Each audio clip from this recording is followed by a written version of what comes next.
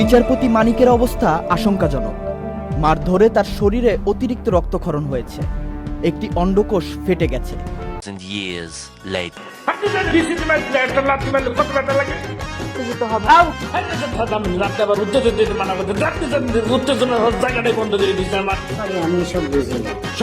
আপনি যা বোঝেন না তা বলবেন না, আপনার না আপনি বলবেন না, কি জানেন না।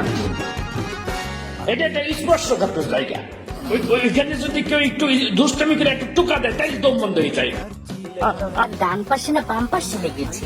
আরে ডাইন পাশ না বাম পাশ এখন কি আপনারা আমি খুলে দেখাইতে হবে? আপনি তো ভালো বেয়াদব প্রকৃতির মহিলা, আপনারা আবদার করতে কেউ শেখায় নাই, আপনি তো বিচি চেনেন না। দেখুন, বিচিটা চেনা আমার জন্য তেমন একটা ইম্পর্টেন্ট।